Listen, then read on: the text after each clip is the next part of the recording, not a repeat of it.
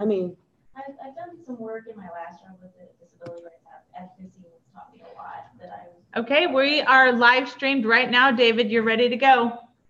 Awesome. Thanks for having me, guys. It's great to be virtually over with you guys supporting you. We were, I don't know, it's not too long since we had Mary Alice and Brad and Curran over here at our DigCit. So it's lovely to be able to show some love back. The topic that I'm going to talk about is the building blocks of inclusion, and the reason for that title will be evident in a few minutes. But if you, this is my only plug, I promise. That's my Twitter. If you do want to follow me, that's what it is. So at David Pollard IRL, which I realize stands for in real life as well, but actually it's Ireland, what it means. So our president is at President IRL, which means he's the coolest president pretty much going, because it's anyway, that's that. So we're going to move on. I'm going to talk a little bit about universal design, and I think this is a nice way to start. I found this quite recently, and it says universal design assumes, just give me 1 second, that the range of human ability is ordinary, not special. And that's by Elaine Ostroff.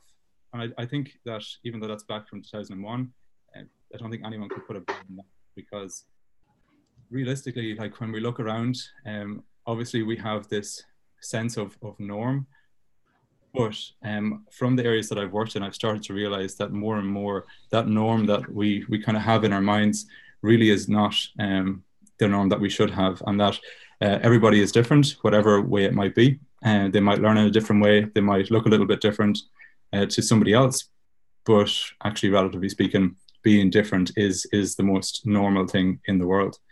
So I just want you to keep that in mind as we move forward. Just a little background on myself.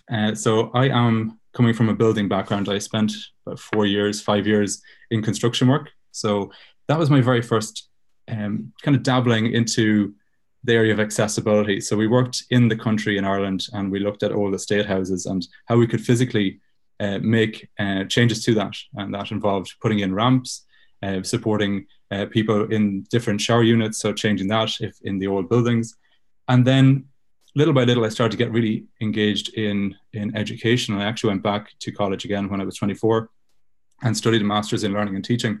And of course, the only place that would take me, because I had basically no experience, was a unit that supported people with autism, young adults with autism and various learning disabilities. And I'll be honest, I didn't know what I was getting into.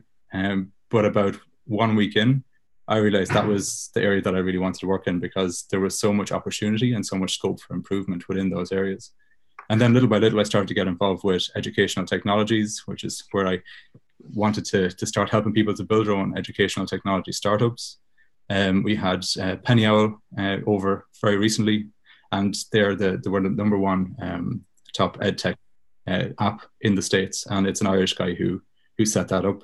And then little by little, I started to see that there was an opportunity to maybe scale this a little bit further in terms of my own career. And I started working in innovation, and I now work in the same company that I started as a teacher, but as an innovation manager there, looking at education and supporting people with disabilities in employment and all of that fun stuff. And we work with about 20,000 people, young adults and a little bit older, every single year, which is lots of fun. And we're based a little bit all around the place in Saudi and the UK and things like that. But I don't know where I'm going. And that's generally the way when I present. I don't know where this is going to end up either. So we'll see how that goes. So 643,131 people with disabilities here in Ireland at the moment, according to the census. So just to give a little bit of perspective on that, in Ireland, we have about 4.7, thereabouts people, 4.7 million. And if you think about it, that 0.7 is pretty much somebody who has a disability, whether that's physical, a learning disability, whatever it might be. So it gives you a little bit of perspective on that. And again, going back to that idea of that it's just ordinary, that we are all a little bit different. So the future, this is kind of an interesting one. So again, these are Irish figures, so I don't know what it's like in the States, but it'd be interesting to hear what feedback you have on this in terms of these statistics. It looks at about 50% of the children that are born at the moment today will survive to over 80 years old. So you're going to have an aging population, and then within that, you're going to have various disabilities, whatever they may be, physical and intellectual and otherwise. Again, by 2021, we're predicting that about 15% of Irish population will be over the age of 65. And it says there that the number of people over 80 years of age will have increased by 2/3 by 2021. And again, you can start to get a sense that we are heading towards an age that we need to be inclusive, and we need to be really thinking about both our physical environments, but also our digital environments, because as you'll see moving on, there are huge challenges within that, but also there are incredible benefits of being inclusive and supporting these environments. So that gives you a little sense of where we're at in Ireland at the moment.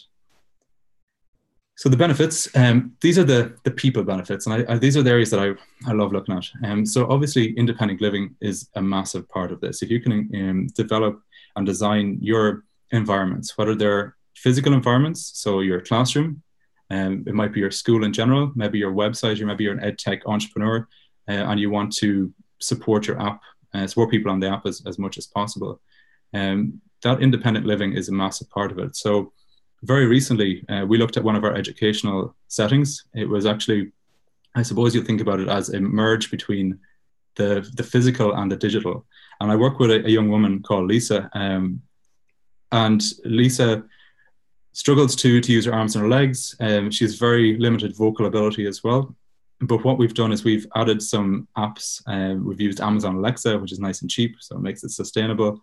And now Lisa is starting to control her environment completely. So physically, she can change things like the lights, but also digitally, she can start to send text to people just through using her eye movements, which is, in terms of her independent living skills, just enormous. So rather than waiting for somebody to go through all of those cards and trying to understand what she's trying to say, actually, she can just say exactly what she wants and make the decisions she wants. So if she wants to go and watch whatever it is on Netflix, she can do that at the moment. I think that's as powerful as anything. But then you can also look at the educational benefits to that and what we can do with it. And it'd be interesting to hear, perhaps, if you've got some students in your classrooms that could benefit from something like that and actually be able to participate in the classroom. And then obviously participating in society. If you can start to control your environments, well, then there's no reason why you can't vote. There's no reason why you can't be an advocate of yourself. And I think that's one of the massive parts about giving people a voice, not just allowing them to access your websites, but what that access does as well. That universal design allows people to use those platforms to be able to talk for themselves. So for example, Twitter is one of the most accessible platforms. So we have a lot of people on there, especially in Ireland, I know for sure, that are blind and are able to share their voice on that platform because it allows them different things. And probably one of the things that we could do here in right now, or maybe even after this, is if you go onto Twitter and you go on all down to settings and privacy on your account. And in settings and privacy, you'll see a lot of different things like account, privacy and safety, notifications. And then a little bit further down in general, you'll see accessibility. And if you click into accessibility, one of the top ones that comes up is vision, and it says compose image descriptions. And this adds the ability to describe images for people who are visually impaired. And if you tick that box, then when you start to post on Twitter with your different images, you can actually add a little description down underneath that, so that people who are using perhaps JAWS or whatever else it might be as a screen reader will be able to understand what that image is. And I think one of the struggles and the most frustrating things that people posting on social media for people who are visually impaired is that all they hear from their screen reader is that there's an image, or it mightn't even tell them. So they're missing out on that. And it's very frustrating to hear image, but what is that image? And I think we can do a little bit to support that. And of course, ability is something that we can start to develop and grow. And it doesn't just stop right there, that we can continue improving that and seeing what benefits there are there. So David, yeah, yes. I was just going to ask you, like with Google and I mean, obviously with artificial intelligence picking up, It's Yes. amazing to think that we have to go in there and add captions for things when it should be reading what that visual already is, right? You are 100% correct. But perhaps if we're not using it enough, then Google and the likes don't feel the need. So perhaps if we can show them the need and show that we're taking up on it, perhaps that will support people at those ends to actually to do that. So I don't know, maybe we could set out a hashtag and we can start it up, and maybe that's something from DigCit Summit that next year we actually made a change. So I think that would be an interesting one to see if we could create some kind of movement behind that. Or even just like us helping to support other people, even if we aren't visually impaired, like you said, like letting people, I didn't even know this existed. I wish somebody would have reached out to me and said that, because I post visuals all the time. So yeah, I have been posting Dig, and I have posted with the captions because Awesome. Yeah. I learned about it at some point. And I think it's important to get the word out there, but I have to say, I don't think Twitter is quite as good enough at kind of letting people know about that option, and also making it more user-friendly. It does take me time. So I'm sitting there typing out the description, which is, I mean, I'm happy to do because I think the interest in inclusion, but yet there's part of me that thinks that they're doing it, you know, so they can kind of check the box, but I don't feel like it's still as Like they're not doing it because they user-friendly. care. They're doing it I because don't they're know. saying they're living I up to certainly it. know that it probably could be done in a way. So if you're at an event and you're just constantly tweeting, Yeah. I mean, it's taking me twice as long, and I'm fine with that. But you know, I wonder if what they can do to make it more, first of all, universally known that it even exists, and then more practical. You know, I mean, especially with today's technology, I would think that maybe pictures. The images can be read. So to some degree, when you're describing the image, maybe some of that information is already there and you're just kind of filling in the blanks. I don't know. It's things I've thought about. I've been thinking about it today as I've been typing out the captions. Well, I would have never known that it meant for those that aren't visually impaired. When I look at accessibility, I think it's for somebody that needed that, not for us to help support those that are Right, visually but it's impaired. our job to, It's kind of hidden yeah. in that way. It is hidden, and I agree with what you're saying there completely. Is that Brad I see down the back? I didn't know the camera's finally on. I was hoping to see you, my friend. I do, man. I'd like to chime in. I think that's a great point that you just brought up, that, you know, there's so much that we're unaware that we can do to assist others. You know, when we were over there in Ireland and went to the college, it's just, you got to see so many people that we could help if we just had the knowledge and the information. So I appreciate you sharing this, because like they said, I did not know some of this existed, and that gives me a chance to help others. One thing I'll pass on, and one thing I learned is I have a lot of deaf friends.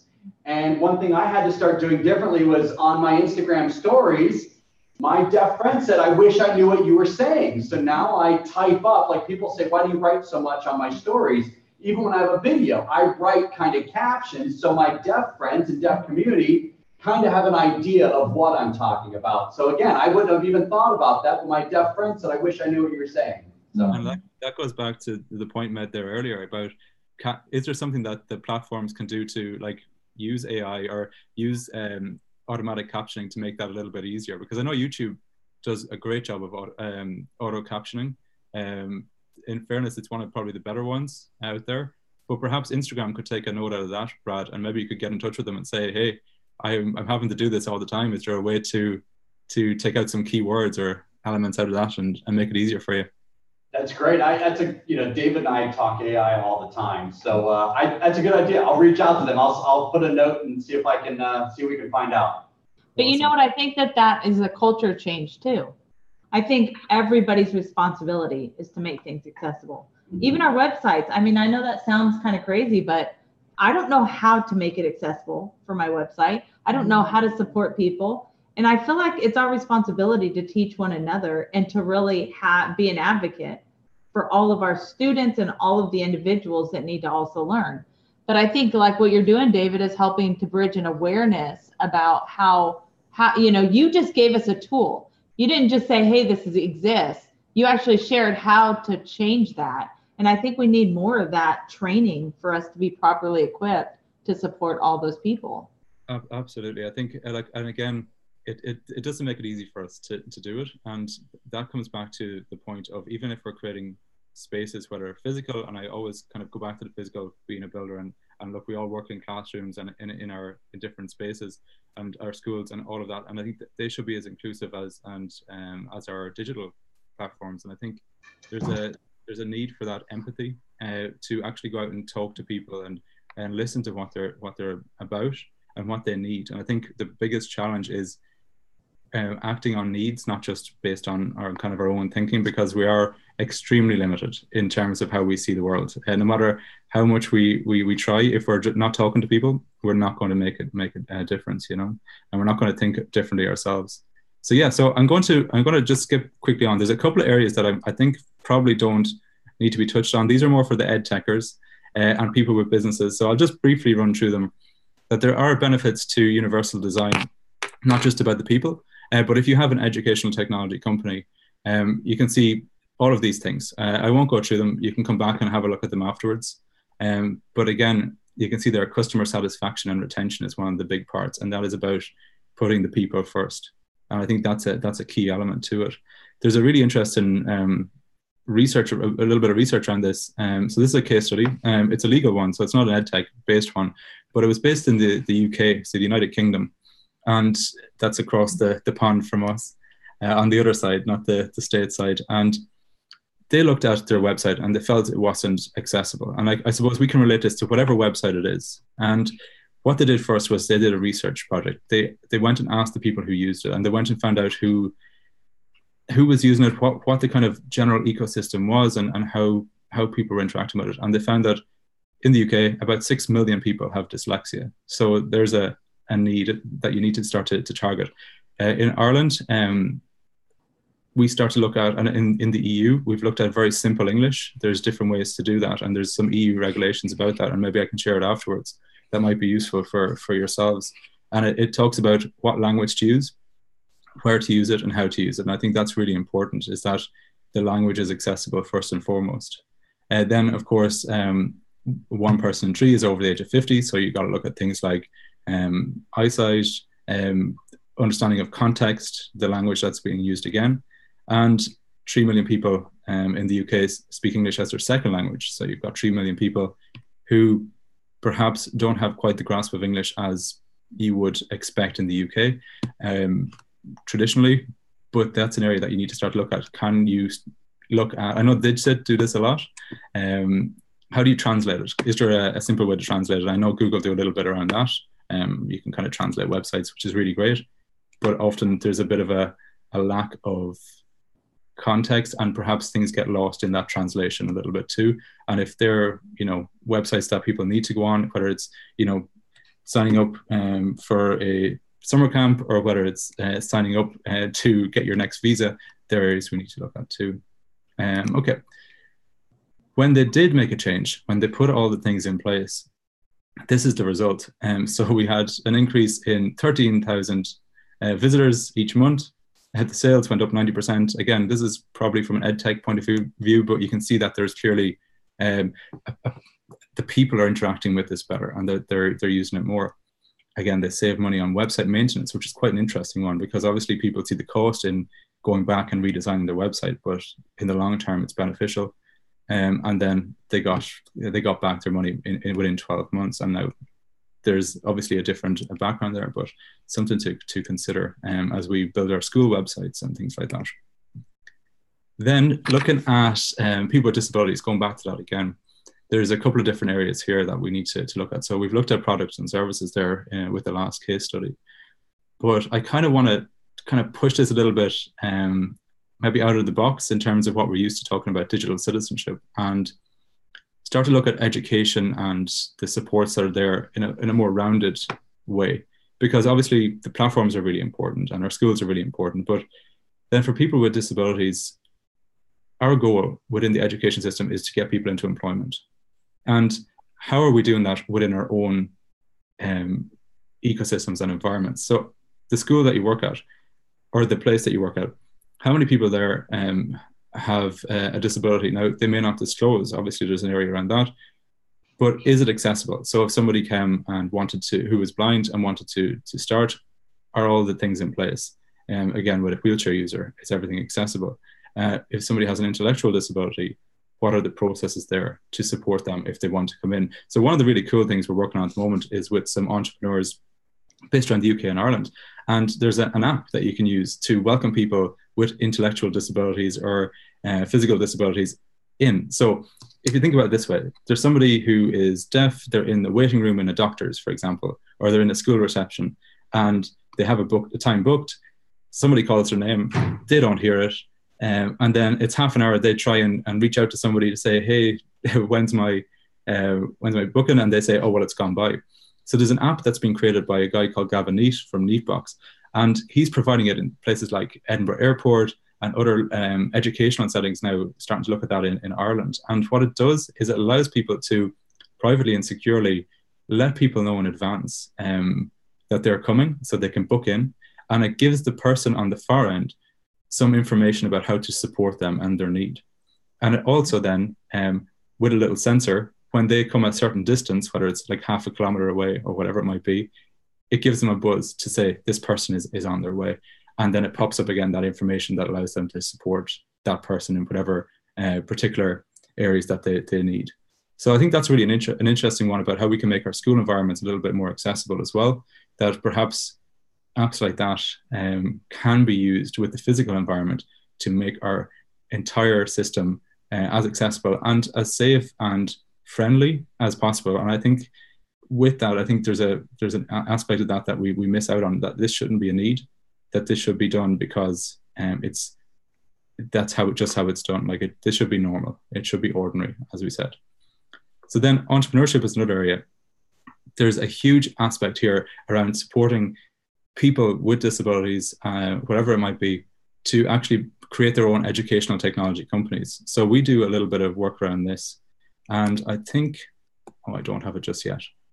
But the reason behind this is people with disabilities are 4 times less likely to go into employment, but they're also more likely to drop out. So you've got a very small percentage of people actually with disabilities working. And how can we support that? And I think that an area that is around entrepreneurship. Obviously, there's an educational aspect to that. Again, interviews, I had that down as a VR thing, so I'm not going to go into that for the moment. But then the accessibility of that as well. Going back to entrepreneurship, I'm going to skip ahead a little bit because this is how we support people with disabilities to actually become entrepreneurs themselves in different spaces. So we have a startup week that we run through a TechStars program, which happens the 12th to the 16th of November. And within that, we are going to have specific events that are going to support from a very basic level how people can begin to enter that world. So we are going to have people with disabilities already who are going to share their entrepreneurship journey.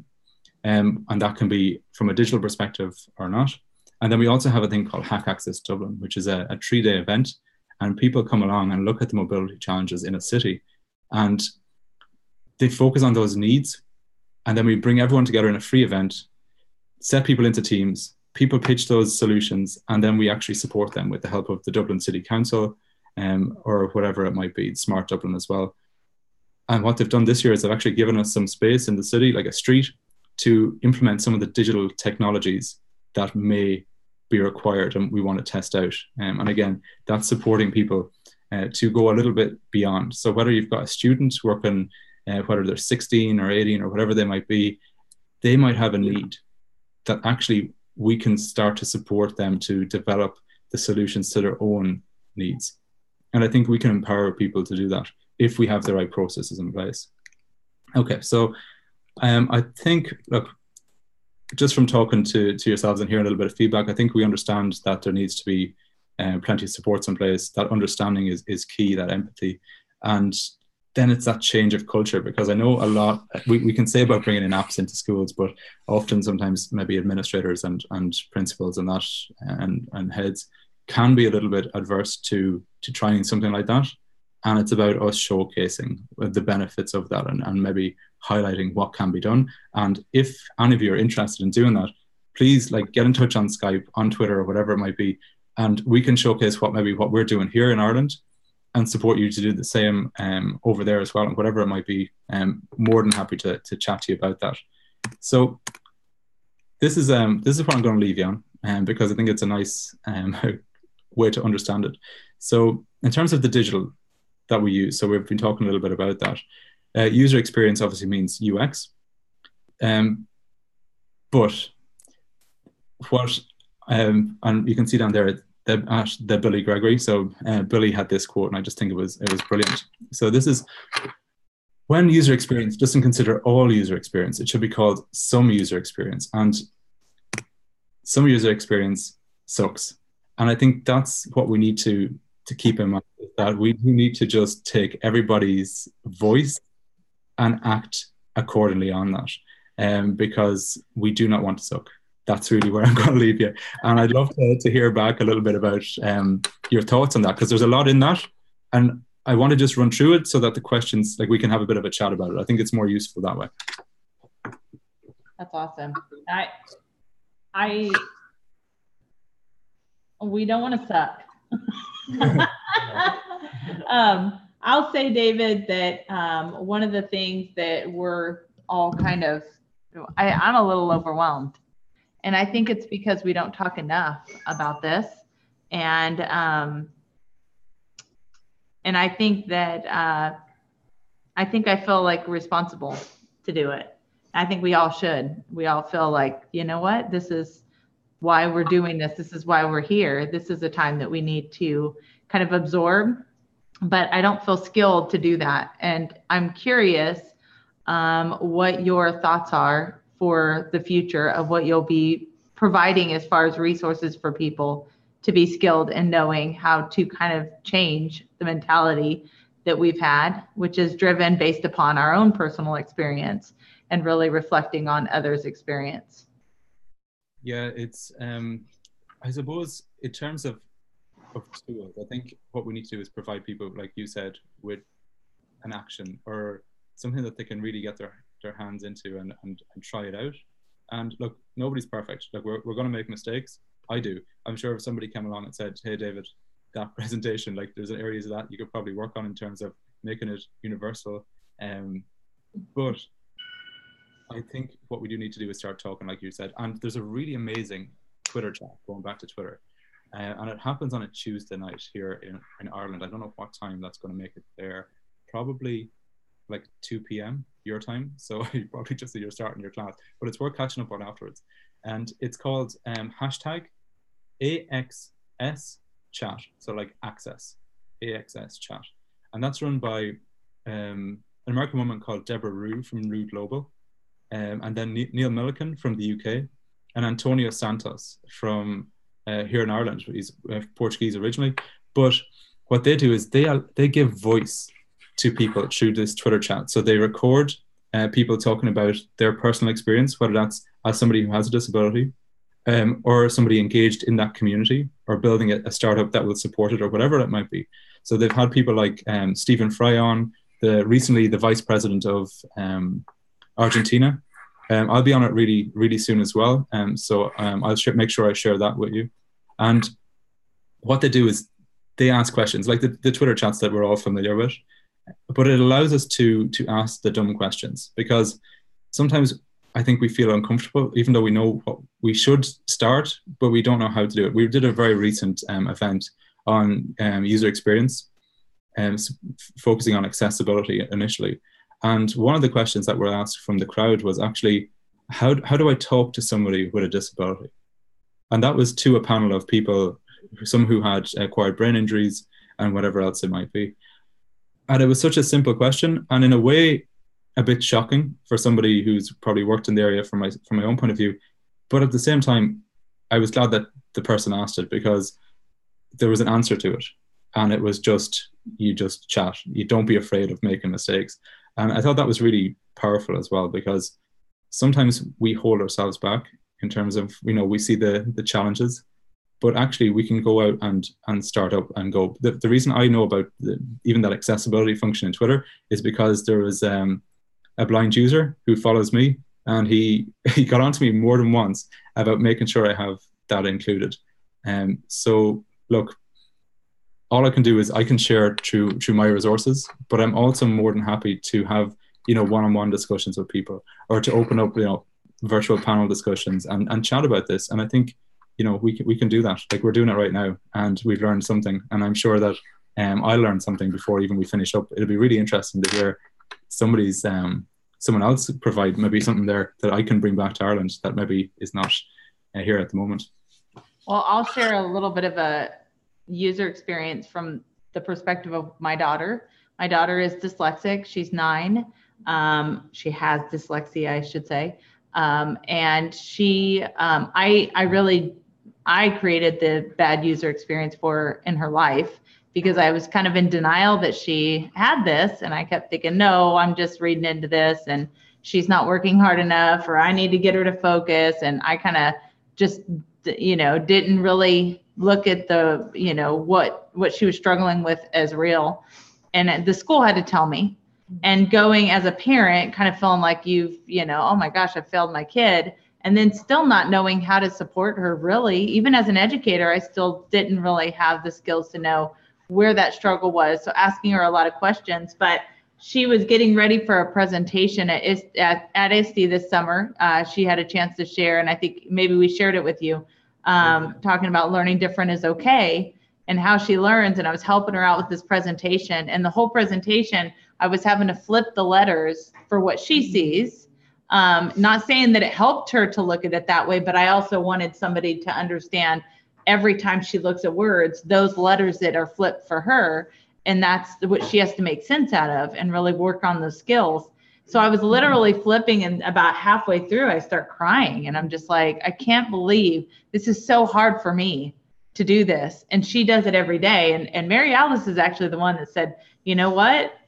Don't cry for her. She's resilient. She's amazing. Look what she does. Look what she overcomes. Like, she has skills that you don't have, Jamie. You know, I mean, it's like, oh my gosh.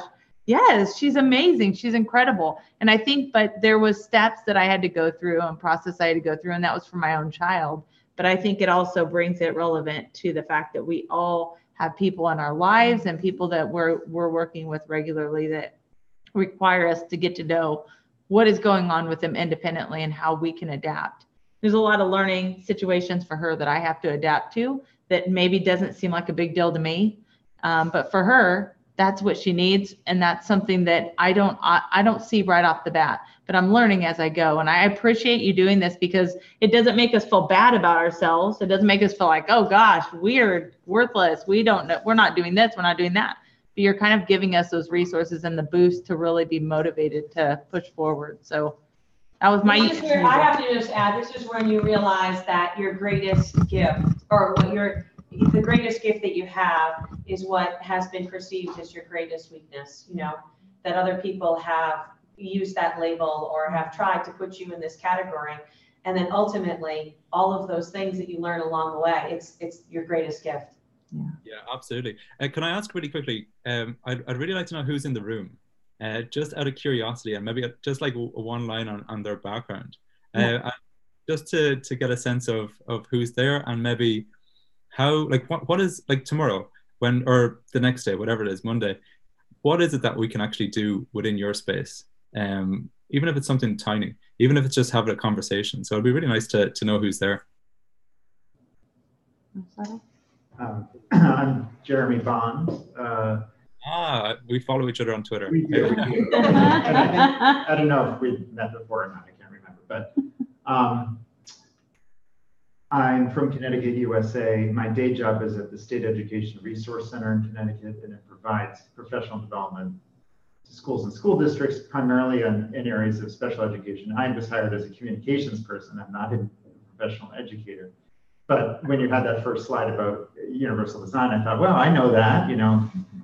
So I really appreciate having learned through my work experience about what that means, you know, in terms of having technologies and practices that kind of include everybody, so you don't even know who's necessarily being accommodated or not, you know.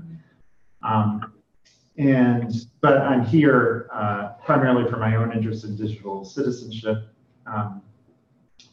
And what I can take back, well, No pressure. it's, I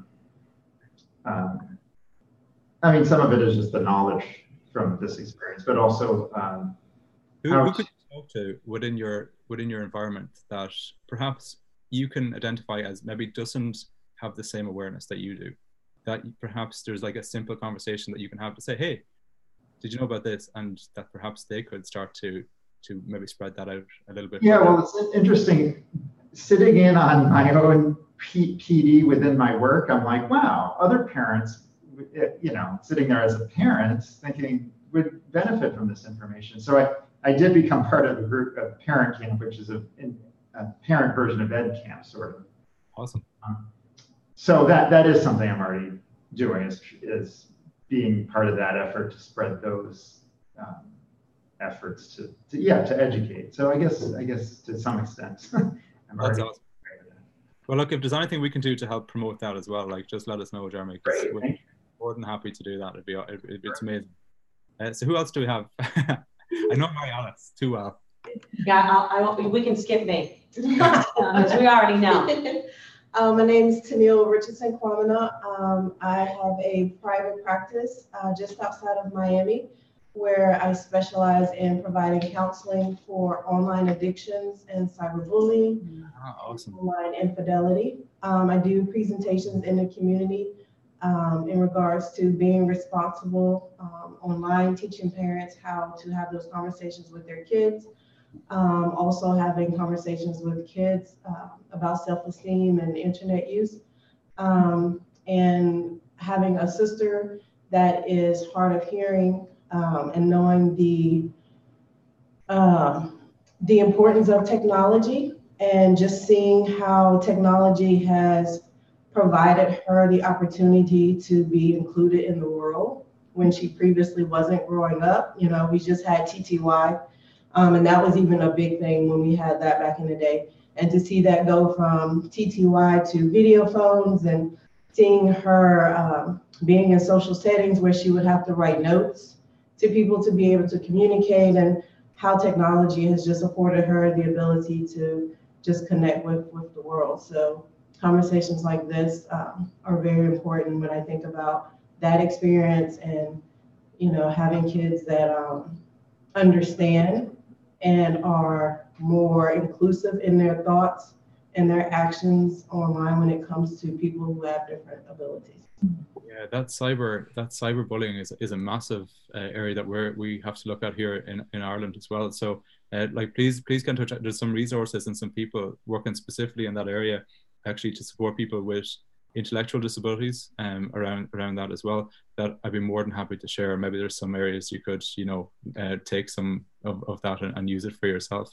And yeah, I think, well, Mary Alice, you've shared some really cool stuff recently about supporting people for your husband, for example. And also I think there's a new system now in place where they're looking at, now I don't know if it's ready yet, but live so here in Ireland, it's called Gloria. I don't know why they called it that, but it basically live translates speech into sign language.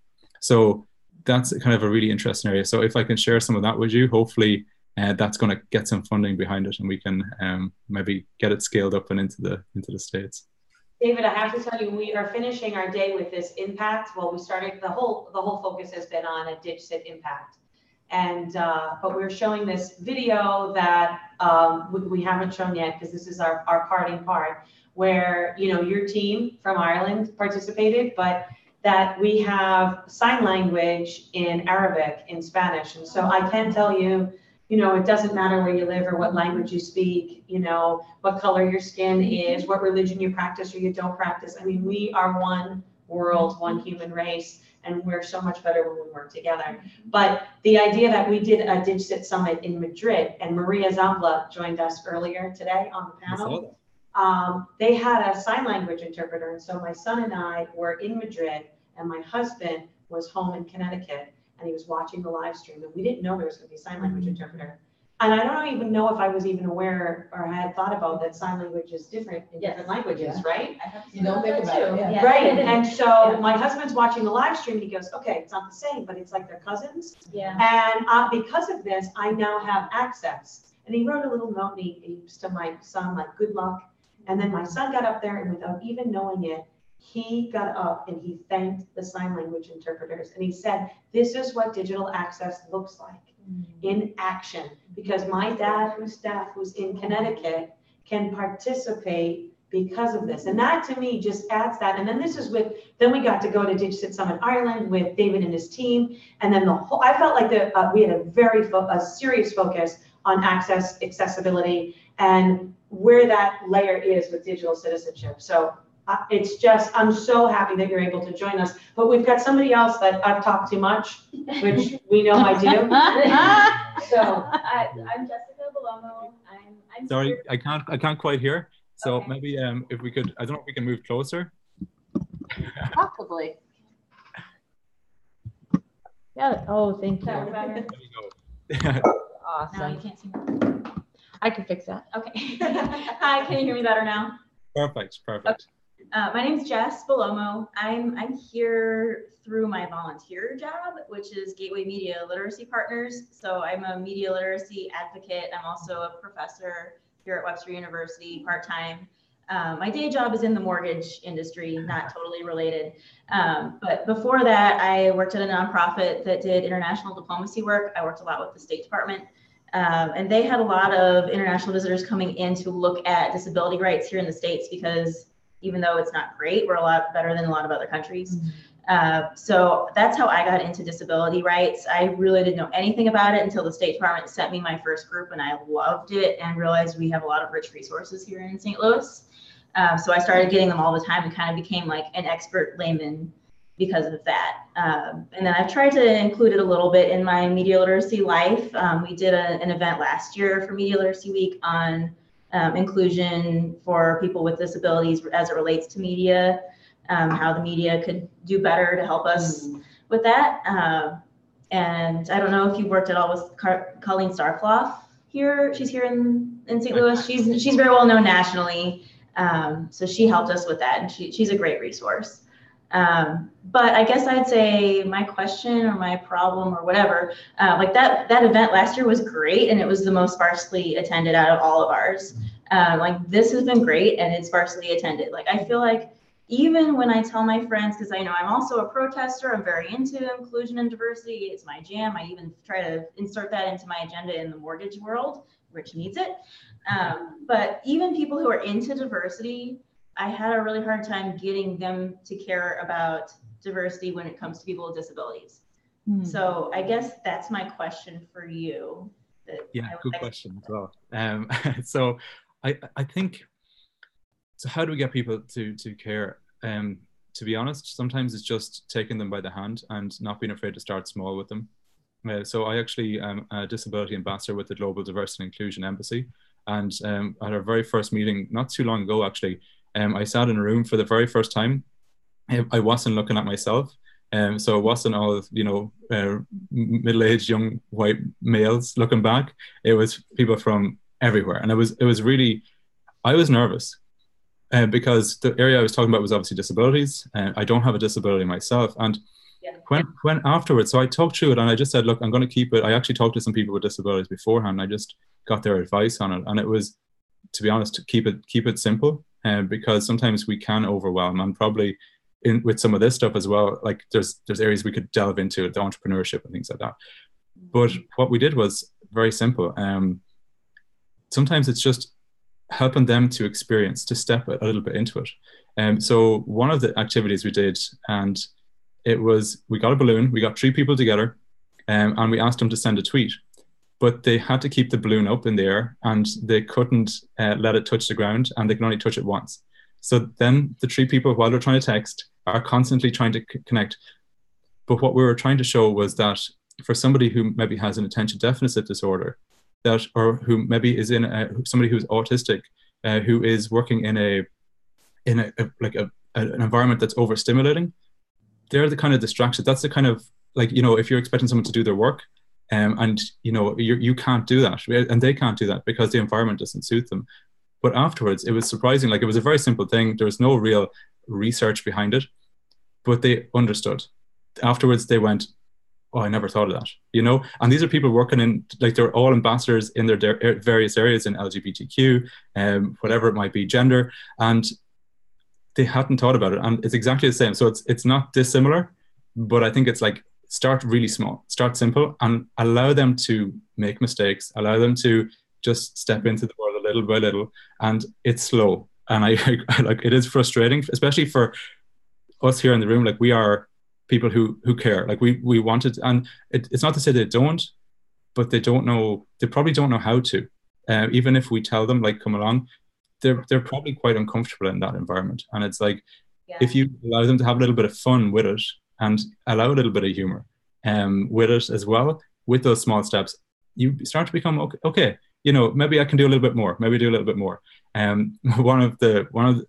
He's a great advocate here, Gary Carney. He has he's a survivor from an acquired brain injury. He's partially deaf, and he got another question, and he said, don't be afraid to talk to us, or like to get involved or to make mistakes, because we don't bite. And then someone down the back went, well, sometimes we do. And I think it's like trying to add that sense of humor to it, so that people don't feel they don't feel a barrier. Because I think often, even though we talk to them and they care, they do feel there's a barrier there to it, because maybe they've never experienced it themselves.